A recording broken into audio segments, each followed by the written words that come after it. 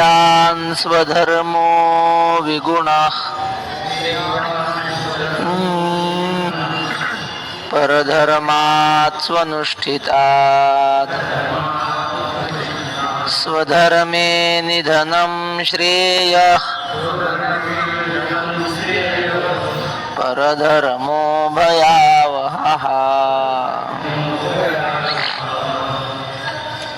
परधर्मात 1, स्वधर्मो 2, श्रेयान 3, खालच्या ओळीत फक्त 1 आकडा 4,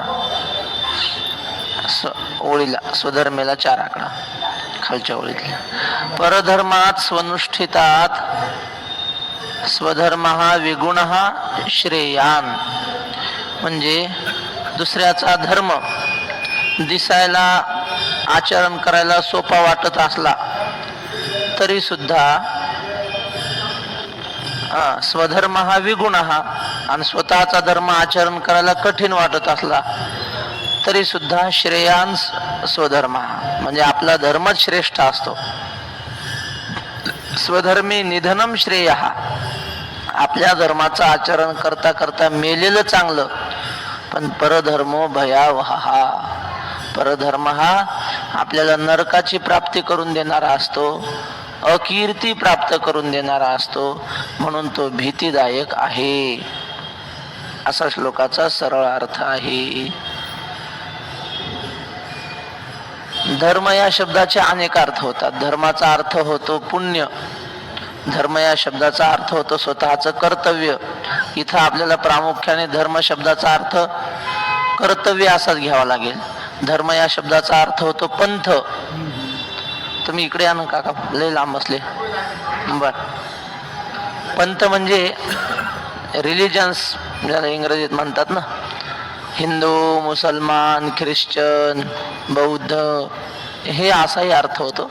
पण इथला जो मुख्य अर्थ आहे तो काय, स्वकर्तव्य असा अर्थ आहे.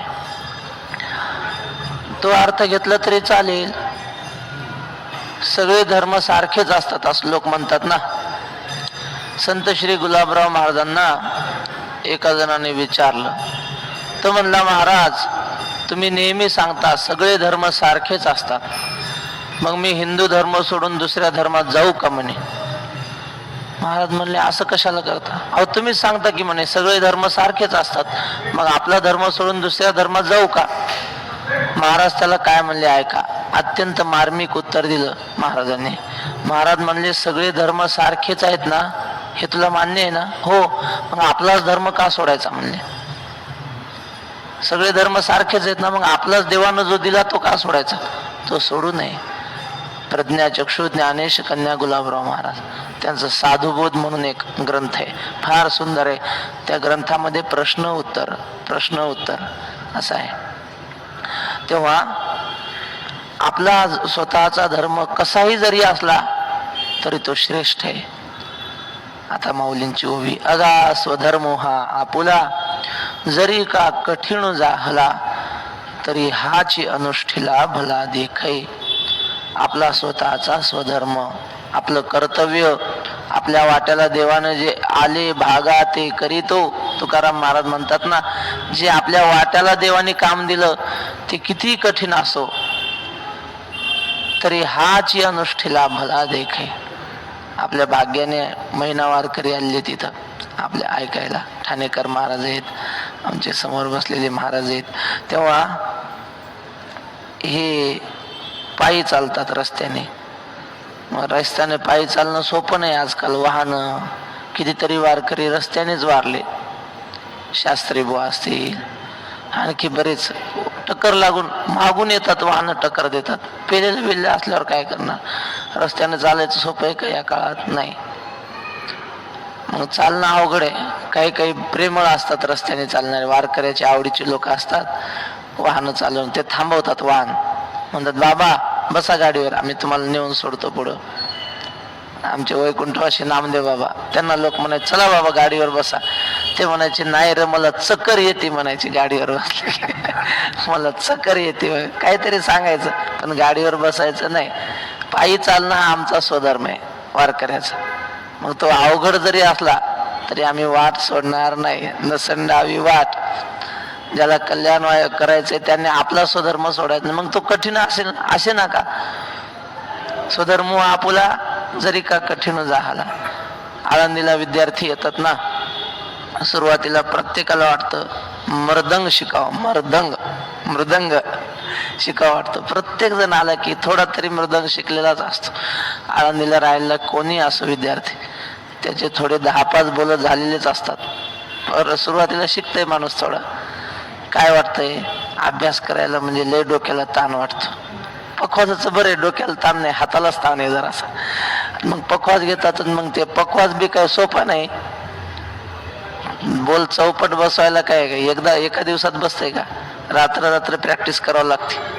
रात्री 10-11ला पोरं बसतात, पहाटे 6 वाजताच उठतात. एवढी प्रॅक्टिस करावं लागते तेव्हा ते येतं. पण ते कष्ट सुरू झाल्यावर मग वाटतं नको हे पखवाजही नको, आपलं दुसरं पाठांतर वगैरे सोपं याच्यापेक्षा असं वाटतं.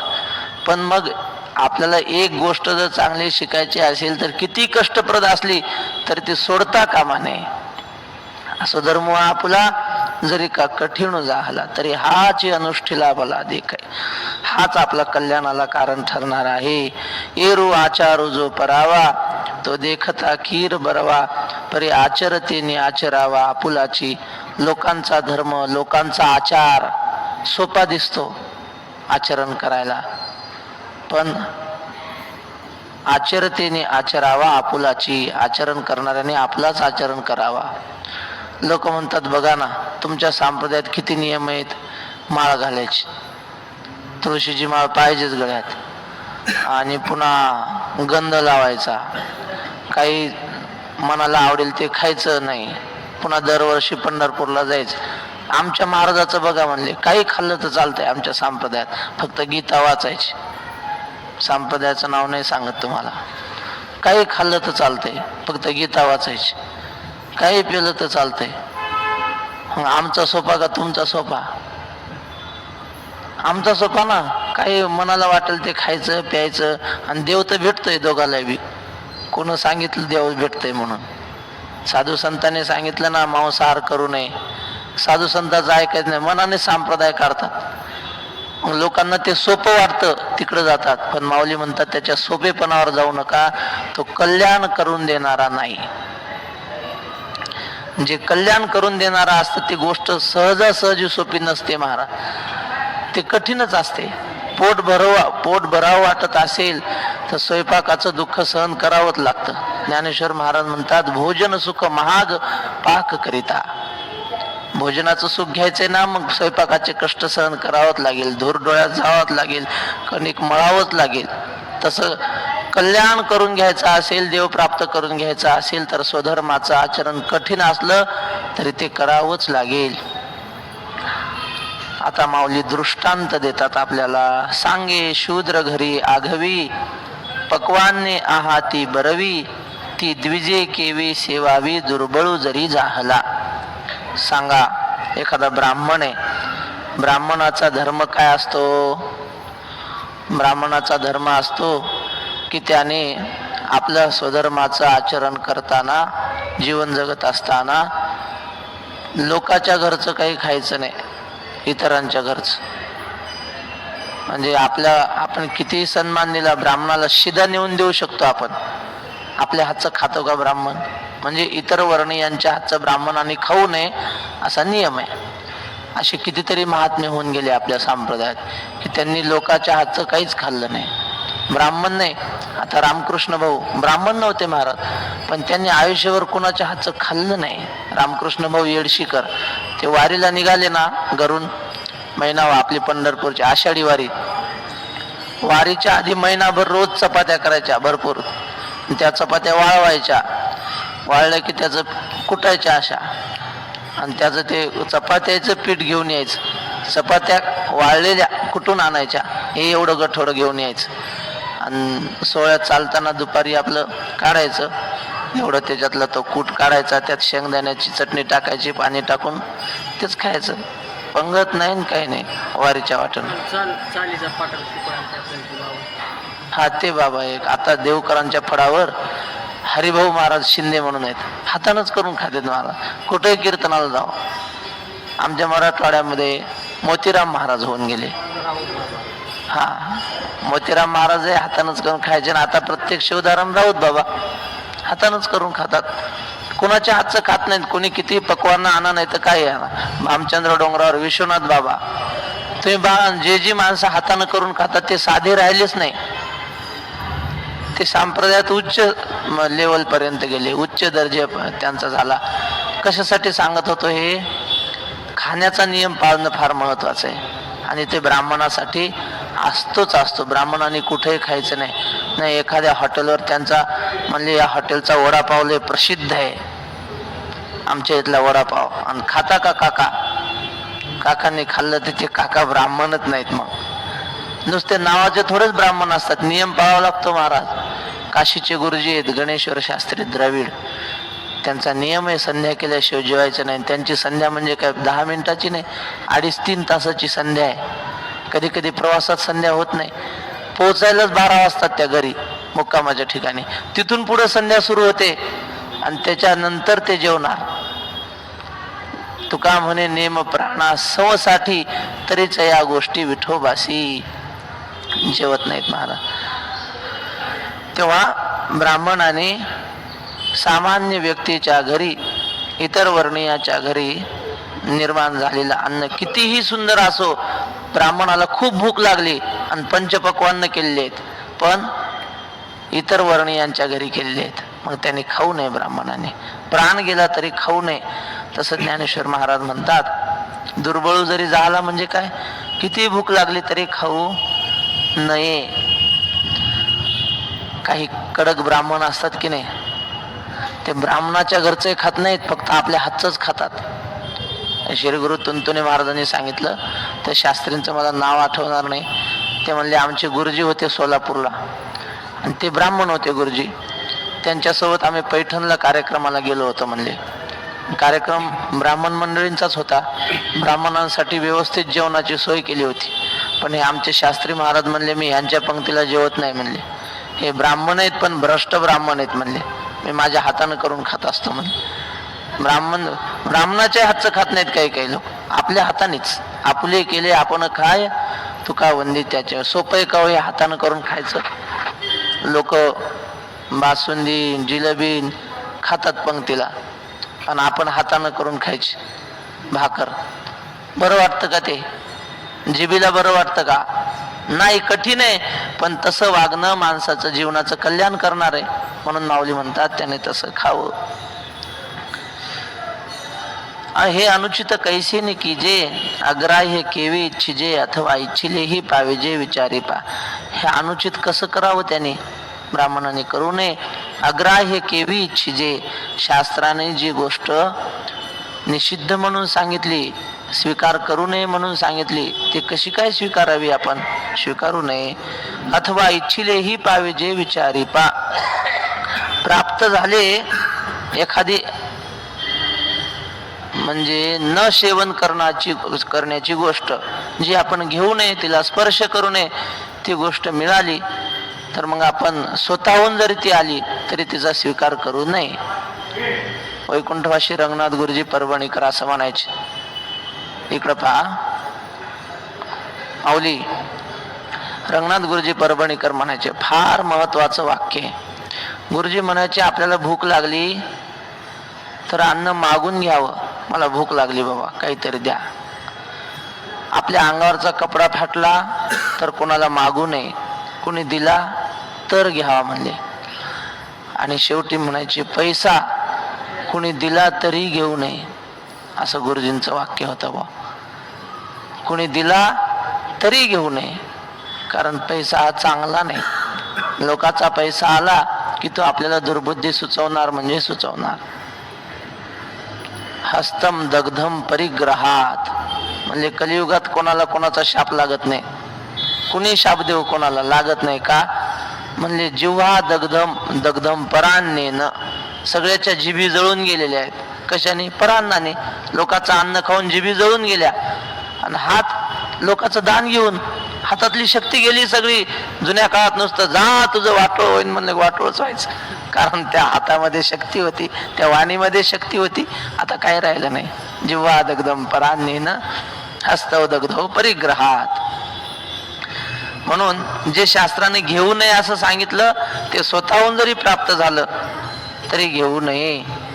तरी लोकांची धवळारे देखोन या मनोहरे असती आपुली तनारे मोडावी केवी. लोकांची धवळारे वैकुंठवासी रंगनाथ गुरुजी परभणीकर यांची गोष्ट वक्ते बाबांनी सांगितली होती.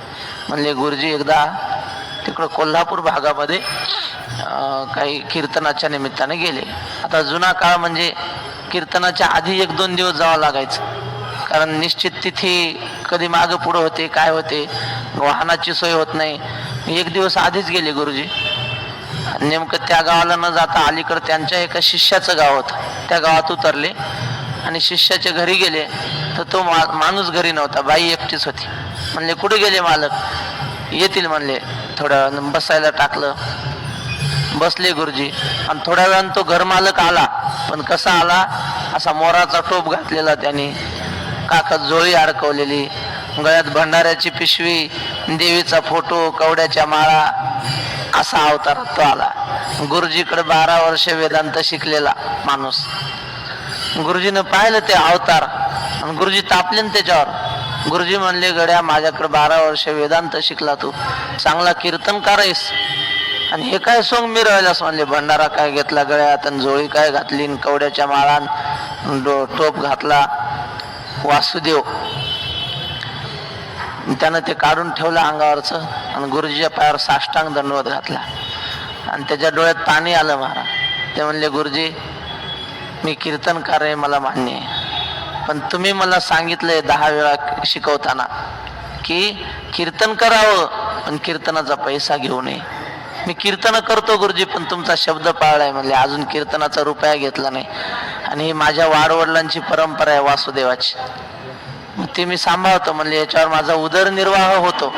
मग सांगा गुरुजी, कीर्तनावर पोट भरू की ह्याच्यावर पोट भरू, परंपरेवर? गुरुजीने त्याला जवळ घेऊन कडकडून मिठी मारली आणि त्याच्याच पायावर दंडवत घातला. वा म्हणल्या, याला म्हणतात शिष्य. तू माझा शिष्य नाही, तू गुरु झाला म्हणले माझा. वैकुंठवासी वक्ते बाबांनी सांगितलं. कशासाठी सांगितलं होय?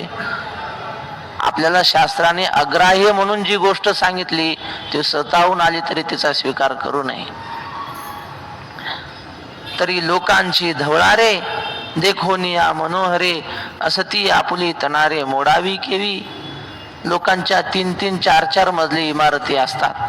त्या काळात 3 मजली इमारत होती माऊलींच्या काळात, त्याच्यापेक्षा उंच नव्हती, कारण लाकडी इमारती 3-4 मजल्यापेक्षा जास्त होऊ शकत नाही लाकडी. तेव्हा लोकांचे सुंदर इमारती पाहून, बंगले पाहून, महाल पाहून, आपली छोटीशी गवताची झोपडी आणि लोकांचे महाल, काय म्हणले असा महाल आपल्याला नाही म्हणून आपली झोपडी मोडून टाकाव का? अरे ती कशी जरी असली तर आपली आहे. आपल्याला निर्वाहा पुरते अन्न आच्छादन आश्रमासी स्थान कोपी गुहा. लोक कसे राहतील, किती ऐश्वर्यात राहतील, आपलं ऐश्वर्य तेवढं का असे ना, ते आपले, आपण आपलंच मोठेपणा मानला पाहिजे. असं ती आपली तनारे मोडावी केवी. हे असो वनिता आपुली कुरूप जरी जाहली तरी भोगिता तीची भली जी यापरी. माऊली म्हणतात, आपली पत्नी कशी असली तरी पत्नी म्हणून आपण तिचा स्वीकार करू शकतो. जगात तिच्यापेक्षा किती सुंदर स्त्रिया असतील, कुणाला म्हणता येईल का? पत्नी म्हणून तिच्याशीच व्यवहार करावा. हे असो वनिता आपली कुरूप जरी जाहली तरी भोगिता तेची भलीची यापरी. तेवी आवडे तैसा साकडू आचरता जरी तुवाडू तरी स्वधर्मची सुरवाडू परत्रींचा. त्याप्रमाणे पाहिजे तसा किती संकट देणारा असो, स्वतःचा धर्म किती अवघड असो, आचरता जरी दुवाडू, आचरण करण्याला अत्यंत कठीण असला तरी स्वधर्मची सुरवाडू परत्रींचा. माऊली आजी, तरी स्वधर्मची सुरवाडू परत्रींचा. आपला स्वधर्म किती कठीण असला तरी परलोकाची प्राप्ती करून देणारा, मोक्ष प्राप्त करून देणारा एक स्वधर्मच आहे. इथं काही लोक त्रस्त होतात स्वधर्माचं आचरण करताना, पण वर त्यांना न्याय मिळतो ना.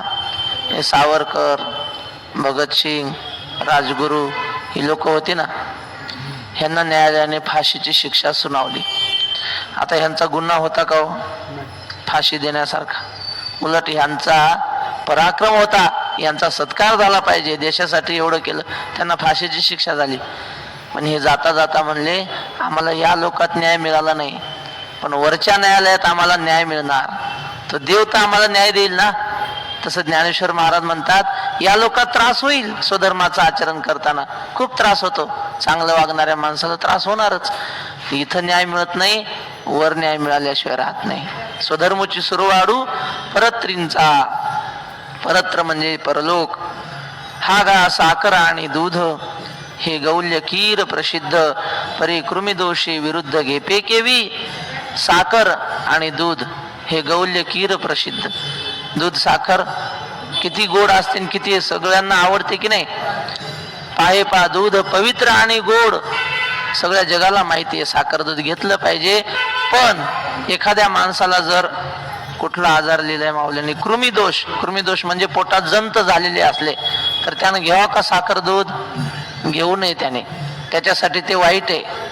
तसं परधर्माचं आचरण चांगलं आहे, पण आपल्याला स्वधर्माचं आचरण केलेलंच श्रेष्ठ राहील. परधर्माचं आचरण आपल्यासाठी पथ्यकारक नाही. जसं ते साखर दूध त्याच्यासाठी पथ्यकारक नाही, तसं हा गा साखर आणि दूध हे गौल्य कीर प्रसिद्ध, परी कृमिदोषी विरुद्ध घेपे केवी. ऐसे नाही जरी सेविजेल तरी ते अळुकीची उरेल, जे ते परिणामी पथ्य नव्हेल धनुर्धरा. असं असूनही पोटात जर काय म्हणतात त्याला जंत झालेले असूनही जर साखर दूध घेऊ लागला तो माणूस, तर काय होईल? अळुकीची उरेल, त्याचा आग्रहच उरल, त्याला रोग होईल, त्याला मरावं लागल. मग जे ते परिणामी पथ्य नव्हेल धनुर्धरा, कारण ते परिणामी हितकारक होणार नाही, पथ्यकारक होणार नाही. म्हणून आणिकांशी जे विहित आणि आपण पेया अनुचित, ते नाचरावे जरी हित विचारी जे. म्हणून लोकांना जे चांगलं असेल आणि आपल्याला मात्र ते अनुचित असेल वागणं, तर मग ते नाचरावे जरी हित विचारी जे. ते लोकांचं पाहून आपण तसं वागू नये. लोक चांगल्या गाड्या घेऊन फिरतात, याचा त्याचा पैसा लुबाडून, आणि मग फोर व्हीलर गाड्या घेऊन फिरतात, सगळं घर खायचं ना अंगण तोंडी लावायचं, असं करून लोक याचं थोडं त्याचं थोडं असं लुबाडून श्रीमंत होतात. मग आपण गरिबानं त्याच्याकडे पाहायचं, अहो त्यानं तरी काय केलं म्हणतात, याच्या त्याच्या मुंड्या मोडूनच कमावलं, मग आपण तसं केलं तर काय बिघडलं? असं करू नये. ते त्याचं त्याला शिक्षा मिळणार आहे. कळो येईल अंत काळी, प्राण प्रयाणाचे वेळी. तुकाराम महाराज म्हणतात शेवटी कळतं सगळ्याला. हिशोब किताब. आमच्या तिकडे एक परिसरात माणूस आहे, त्याला झोपच लागत नाही रात्रभर. श्रीमंत खूप, त्यांना माहिती आहे, नामदेव बाबा सांगायचे, करोडपती आहे, श्रीमंत आहे, पण त्याला झोपच लागत नाही. महाराज खाटावर पडलं, डोळे उघडेच, आणि उघडे डोळ्याने काय दिसतं त्याला माहिती का? तो म्हणतो मला पिक्चर पाहिल्यासारखं सगळं माझं जीवनच दिसतं, काय काय केलं आजपर्यंत. झोप येत नाही, सगळे प्रसंग दिसतात म्हणे. मग भाऊ बोलायला, आई बाप, ते सगळं पहिलेपणापासून दिसतं, झोप लागत नाही. पैसा करोडपती आहे, भाड्याच्या खोल्यात 100, एका खोलीला 4-5 हजार रुपये भाडं, डबल खोडी असली तर 6,000. किती हिशोब करा मग, 100 खोल्या आहेत त्याच्या, एवढा पैसा, झोप लागत नाही. उपयोग काय? कशासाठी सांगितलंय मी तुम्हाला? पैसा कमावला पण आधी केलेलं पाप झोप नाही लागू देत. मग कळो येईल अंतकाळी, लोकांचं पाहून आपण वागू नाही.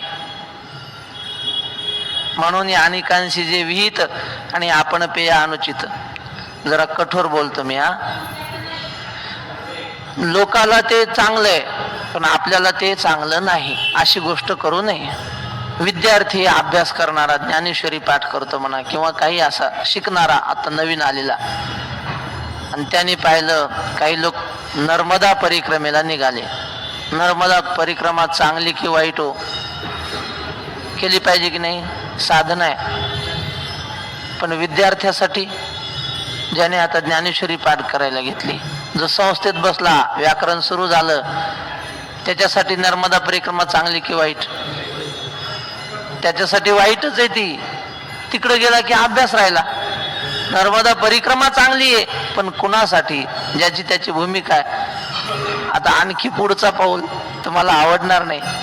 आई भयंकर आजारी आहे, आता मरते की वाचते अशी परिस्थिती आहे, आणि वारी आली.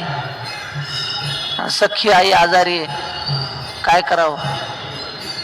आईपाशी थांबावं महाराज. मग तुकाराम महाराजांनी उगच म्हणलं नाही, याची काय पंढरीचा वारकरी वारी चुको नेदी हरी. नेदी म्हणजे काय? देवा असा प्रसंग येऊ देऊ नको, असा प्रसंग आला तर माझी वारी चुकेल, असा प्रसंग माझ्यावर येऊ देऊ नको म्हणण्याचा भाव आहे की नाही? सांगण्याचं तात्पर्य काय? धर्म आहे वर्मा अंगी, कळले पाहिजे प्रसंगी. कुणासाठी आपल्यासाठी काय योग्य आहे ते त्या वेळेला समजलं तर त्याला किंमत आहे. तसं विद्यार्थी आहे, आणि विद्यार्थ्यासाठी दुसरी साधना काहीच नाही. ब्रह्मचारी नेम घोकावी अक्षरे, त्याने अभ्यास करावा, अक्षर घोकावी, यातच त्याचे सगळे धर्म आहेत. लोक चालले इकडं, चालले तिकडं, तीर्थयात्रेला चालले, ते तुझ्यासाठी नाही बाबा. तुझ्यासाठी अभ्यास हाच स्वधर्म आहे. आणि कांशी जे विहित आणि आपण पेया अनुचित, ते नाचरावे जरी हित विचारी. जे ज्ञानेश्वर महाराजांनी 18व्या अध्यायात फार सुंदर लिहिले. माऊली म्हणतात, हे बघा, तूप भारी की पाणी भारी? किमतीनं. कोण भारी? तूप भारी किमतीनं. पण माऊली म्हणतात, त्या पाण्यातल्या माशाला लय किमतीचं तूप आहे म्हणून पाण्यातला मासा काढला आणि तुपात सोडला. तूप भारी ना, जगल का मासा? नाही नाही. माऊलीने उदाहरण दिलंय, अगा पाणी आहुनी बहुवे, तुपी गुण कीर आहे, परी मीना काय होय असणे तेथ. पाण्यापेक्षा तूप भारी आहे, पण त्यात मासा जिवंत राहू शकत नाही. पै आगवी या जगाचे विख, ते विख किडियाचे पियुख, आणि गुळ ते देख मरण तया. माऊलीने आणखी उदाहरण दिलं. आणि आपली माये कुब्ज जरी आहे, परी तिये ते नाही स्नेह कुर्हे की. आपली आई वाकडी आहे, लंगडी आहे, दिसायला कुरूप आहे, आणि जगात तिच्यापेक्षा एराजिया पराविया, रंभे हुनी भराविया, परी काय कराविया तिया बाळके तेने. तिया काय कराविया बाळके तेने. आई काळी आहे, कुरूप आहे, लंगडी आहे, आणि ते लेकरू लागलं, त्याची आई कुठेतरी बाजूला गेली. मग शेजारच्या बाया म्हणतात, त्याला घ्या ग कडेवर, ते रडायला म्हणतात. घेतेत, पण ते लेकरू रडायचं थांबत नाही.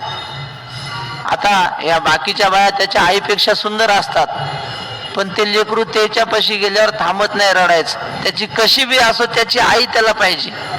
बाकी अप्सरेसारख्या सुंदर असू द्या, ते म्हणते नाही, माझी आई मला पाहिजे.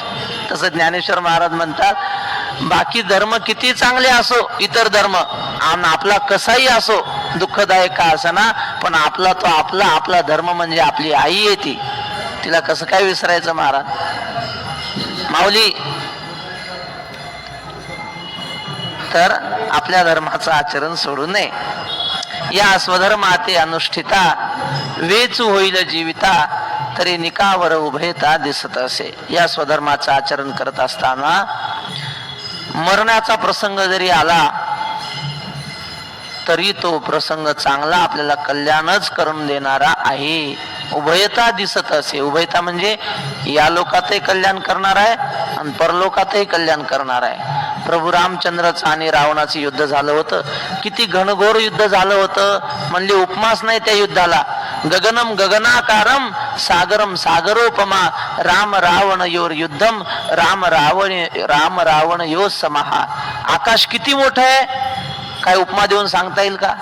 नाही. समुद्रात किती पाणी आहे, उपमा देऊन सांगता येईल? म्हणले आमचं धरण यंदा लय भरलं, म्हणले आमच्या धरणा इतका समुद्र मोठा आहे, म्हणता येईल का? असं धरण फुटलं तरी समुद्र इतकं होत नसतं ते. तसं सागरम सागरोपमा, तसं राम आणि रावणाचं युद्ध कसं झालं, जगात तसं युद्ध परत कधी झालेलं नाही, त्याच्या आधी झालेलं नाही. असं युद्ध झालं, घनघोर युद्ध सुरू होतं. आणि त्या प्रभू रामचंद्राच्या बाजूने एक गंधमादन नावाचं वानर होतं. म्हणले एका पर्वताचं नाव आहे गंधमादन, पण त्या वानराचे नाव होतं गंधमादन. तर मग काय झालं, त्या वानराचं नाव गंधमादन का होतं, त्याच्या अंगाचा सुगंध यायचा. म्हणजे शेंट मारल्यावर नाही, आपोआपच सुगंध यायचा त्याच्या अंगाचा जन्मताच. ज्ञानोबारायांच्या मंदिरात आहे बघा, त्या आपण कारंजा मंडपात गेलो ना, त्या असं फरची फुल बरोबर मध्यभागी, आणि तिथलं मध्य फरची, तिथं सुगंधच येतो काय, कस्तुरी वाटतं त्याच्या खाली काय की. पण आम्ही लहानपणापासून मंदिरात पाया पडायला गेले, तिथला सुगंध यायचा, सुगंध येतो तिथं. तुम्ही गेला कधी तर पहा, कारंजा मंडपामध्ये मध्यभागी फरशी आहे, लाल फरशी अशी, तिचा सुगंध येतो. तर त्या वानराच्या अंगाचा सुगंध यायचा. कुंभकर्ण आला. कुंभकर्ण म्हणजे किती मोठा होता आता ते माहित आहे तुम्हाला, लय सांगायचं गरज नाही. नाथ भागवत आपल्या नाथ रामायणात लय महाराजांनी वर्णन केले, भावार्थ रामायणात. ते म्हणले एक माणूस न्हावी कुंभकर्णाची दाढी करायला गेला. असू द्या, आता काय संपलं, आमची वेळ झाली. किती राहिलो, तर काय सांगत होतो मी, कुंभकर्णाची दाढी करायला गेला न्हावी बुवा. पण ते दाढी करता करता त्याचा श्वास, त्या श्वासाने ते खोरच गेलं मधात नाकात. मग आता ते शोधण्यासाठी न्हावी बुवा गेला मधी, ते खोर शोधायला, पण ते काही सापडे ना. पण मधात त्याला एक माणूस भेटला कुंभकर्णाच्या नाकात, आणि ह्याने विचारलं का हो आमचं खोरं दिसलं का. म्हणले आमचं खोरं आलंय मधी. ते म्हणलं अरे म्हणले माझे 10 उंट हरवले आणि मी 10 दिवस झालं शोधायलो, अजून सापडलं, तो खोरं कुठं पाहायला. म्हणले एवढा मोठा होता कुंभकर्ण, आणि तो आला, त्याच्या पायाखालीच हजारो वानर चेंदून मरायचे. त्यानं पाय ठेवला की असं, आणि एका वानराला काहीला असं मुठीत घ्यायचा, हातानं दाबून मारायचा. तसं एका वानराला घेतला हातावर, त्याला सुगंध आला. नाकाजवळ घेऊन पाहिलं, त्याच्या अंगाचा सुगंध येऊ लागला. कुंभकर्णाला वाटलं बरं आहे, आपल्या घरी ठेवायला, माकड पाळायला बरं आहे. त्याला म्हणला ए तुझ्या अंगाचा सुगंध येतो. तो म्हटला हो, तुला मारत नाही म्हणे, मी तुला जीवदान देतो, फक्त तू काय म्हण, मी रावणाचा आहे असं म्हण. असं ऐकल्यावर ते एवढूसच वानर होतं महाराज, त्याच्या हातावर तारकन उभं राहिलं. तो म्हणला हे कुंभकर्णा, मी मरीन पण रामाचा म्हणून मरीन, रावणाचा मरून जगणार नाही म्हणे.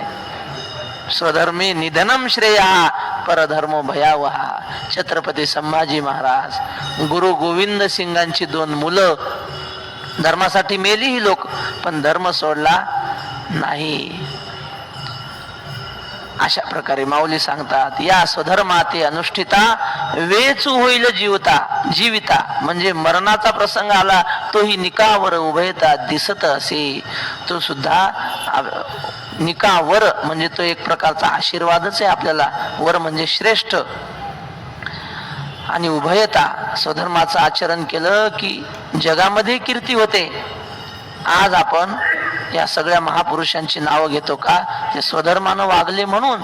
छत्रपती संभाजी महाराज, छत्रपती शिवाजी महाराज, प्रभू रामचंद्र यांची नावं का घेतले जातात. आपल्यासारखीच माणसं होती ती, म्हणजे भूमिका तर आपल्यासारखीच पार पाडली की नाही. नाव का घेतात, स्वधर्मानं वागले म्हणून. तुका म्हणे एका मरणेची सरे, उत्तमची उरे कीर्ती मागे. मूरत से कीरत भली बिनपंख उड जाय, मूरत तो जाती है कीरत कबहू न जाय. म्हणून ऐसे समस्त सुर शिरोमणी. एक वाक्य आठवलेलं सांगतो. वैकुंठवासी वक्ते बाबा म्हणायचे, साधू कोणाला म्हणतात, प्राणांतेपी धर्मम ये न त्यजंती ते एव साधवा. मरणाची वेळ आली तरी जे धर्म सोडत नाही त्यांना साधू म्हणतात. आणि तेच माऊलीने या ओवीत सांगितलंय, वरच्या ओवीत. ऐसे समस्त सुर शिरोमणी, बोलले जेथ शारंग पाणी, तेथ अर्जुन म्हणे विनवणी असे देवा. असं सगळ्या देवांचा शिरोमणी असलेला भगवान श्रीकृष्ण असं बोलला. ज्याच्या हातामध्ये शारंग नावाचा धनुष्य आहे असा श्रीकृष्ण बोलला. तेथ अर्जुन म्हणे विनवणी असे देवा. तिथं अर्जुन म्हणला, देवा आणखी एक माझी विनंती आहे, हे जे तुम्ही सांगितले ते सगळं कीर म्या परिशिले, तरी आता पुसेन काही आपुले अपेक्षित. देवा तुम्ही हे जे सांगितलं मला ते मी मन लावून ऐकलं, उगा ऐकायचं म्हणून ऐकलं नाही. इकडून तिकडून गेले वारे ते तुम्ही म्हणा, सांगायचं काय असं ऐकलं नाही. काय लोक ऐकतात, आपलं ऐकायचं म्हणून ऐकाय असं नाही, जीव देऊन ऐकलं. देवा एक एक शब्द हृदयामध्ये साठवलाय तुझा, पण आणखी एक मनात माझ्या शंका उत्पन्न झाली. ती शंका मला विचारायची. शंका अशी आहे की शहाणे माणसं सुद्धा पाप का करतात? तेच प्रवचनात सांगायचे, पैशाला शिवू नये, पैसा घेऊ नये, आणि आज ते मागून घेतात. कस काय एवढा बदल झाला, एवढा विकास कस काय झाला त्यांच्या स्वभावामध्ये, असं अर्जुन म्हणणार आहे उद्या. हे त्यांचा का बदल झाला, असं कोण करून घेतं त्यांच्याकडून, ते आम्हाला सांगा, असं अर्जुन म्हणतो. तो अर्जुनाचा प्रश्न आणि देवाचं उत्तर उद्या. पुंडलिक वरदा हरी विठ्ठल ज्ञानदेव.